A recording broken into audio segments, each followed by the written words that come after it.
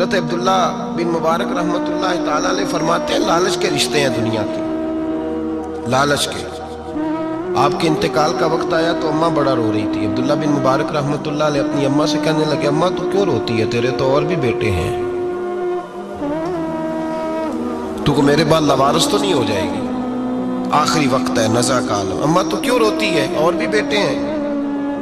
تو اماں کہنے لگی بیٹا اور بھی بیٹے ہیں، پر جس طرح کا دھیان تو رکھتا تھا وہ نہیں رکھتے، جس طرح وقت پہ دوائی تو لا کے دیتا تھا وہ نہیں لا کے دیتے، جس طرح تو میرے کھانے پینے کا خیال رکھتا تھا وہ۔ کہنے لگے اچھا اماں اس کا مطلب ہے تو مجھے نہیں رو رہی، تو اپنی ضرورتوں کو رو رہی ہے کہ روٹی کون دے گا، کھانا کون لائے گا، دوائی، میں سمجھا تھا شاید مجھے رو رہی ہے۔ بیوی سے پوچھا تو کیوں رو رہی ہے، تو کہنے لگی تیری وجہ سے میری بادشاہی تھی، تو موجود ہے تو خاندان میں معاشرے میں میرا ایک وقار ہے، تیرے بعد تو بیوہ کی زندگی ہوگی۔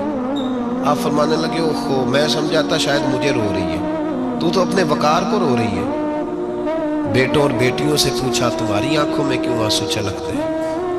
کہنے لگے ابا جس پیار سے باپ شادی کرتا ہے دوسرا کوئی نہیں کر سکتا، اور جس محبت سے باپ لا کے کما کے دیتا ہے دوسرا کوئی نہیں دے سکتا۔ فرمانے لگے اوہو میں سمجھا تھا مجھے رو رہے ہو، تم تو شادیوں کو رو رہے ہو، میرے ساتھ تو تعلق ہی نہیں۔ پھر عبداللہ بن مبارک رونے لگے اور پھوٹ کے روئے۔ کسی نے کہا آپ کیوں روتے ہیں؟ فرمایا آج سمجھ آئی ہے میرے ساتھ اگر بے لوث رشتہ ہے تو یا خدا کا ہے یا محمد مصطفیٰ کا ہے صلی اللہ علیہ وسلم، آج سمجھ آئی ہے۔ وہ میں نے جن کے ساتھ تعلق مضبوط کیا ہی نہیں، کبھی فجر چھوڑی، کبھی زور چھوڑی، کبھی ایک رہ گیا، کبھی وہ رہ گیا، کبھی داڑھی کا پروگرام بنا، کبھی رہ گیا، جن کے ساتھ میں کمزور تھا وہ میرے ساتھ مضبوط تھے، اور جن کے ساتھ میں مضبوط تھا ان کا میرے ساتھ کیا حال تھا۔ یہ کمزوری ہے رشتوں میں، وفا نہیں۔ ہمیں تو بھائی کام پیارا ہے، چم نہیں۔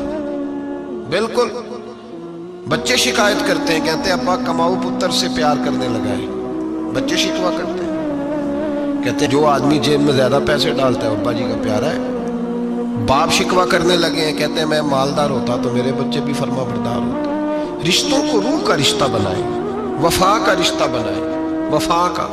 کتے کا ذکر قرآن پاک میں آیا ہے، اس لیے آیا ہے کہ اس نے اللہ کے ولیوں سے وفا کی تھی، اسی آیا ہے کہ اس نے اللہ کے ولیوں کے ساتھ وفاداری کی، وفاداری کی تو اللہ نے اس کا ذکر قرآن۔ ایک بادشاہ تھا، بادشاہ جو ہوتے تھے ان کے اپنے اپنے مزاج ہوتے تھے۔ اس بادشاہ نے 4 5 6 کتے رکھے ہوئے تھے، اور کتے بڑے بڑے کتے تھے، اور بڑے وہ خون خار کتے تھے، چیر پھاڑ کھا جاتے تھے، شیر جتنے ان کے قد تھے۔ بادشاہ تھوڑا سا کسی آدمی سے ناراض ہوتا نا تو ایک بہت بڑے پنجرے کے اندر ایک بہت بڑا سلاخوں کا گھر اس نے بنایا ہوا تھا، اس میں کتے ہوتے تھے، اور کتے کو جب باندھ کے رکھا جاتا ہے تو زیادہ زہریلا ہو جاتا ہے، وہ زیادہ اس کے اندر کرواہٹ آتی ہے، زیادہ کاٹتا ہے۔ اس نے قید کیے ہوئے تھے، کتے تو بڑے زہریلے تھے۔ جس آدمی سے بادشاہ تھوڑا سا ناراض ہوتا نا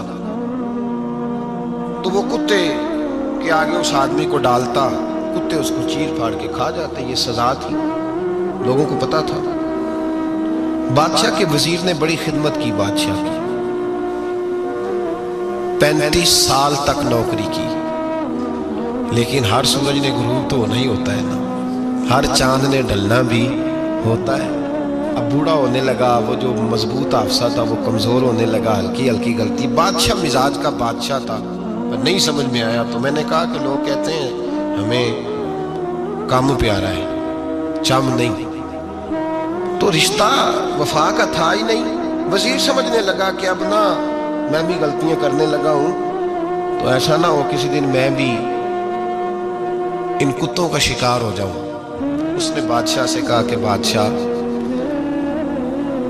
مجھے آہستہ آہستہ معذرت کرنے لگا، قدم ہٹانے لگا کہ مجھے چھٹی دے دی جائے، اب میں بوڑھا ہو گیا ہوں۔ لیکن اس نے کہا نہیں نہیں، جب تک میری طبیعت نہیں مانتی تم نہیں جا سکتے۔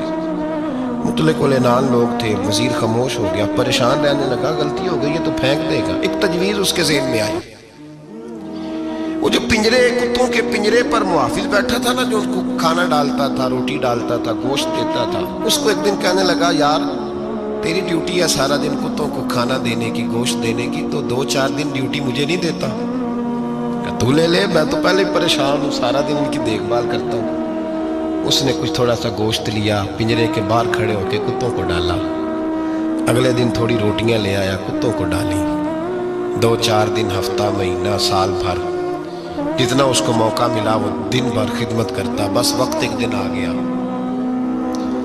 बादशाह को कोई बात अच्छी न लगी, अच्छी न लगी। उसने कहा इस बुड्ढे को उठाओ और डालो कुत्तों के पिंजरे में। सारी जिंदगी यहां रहा, इसे अभी तक नहीं पता चला मेरे मिजाज का।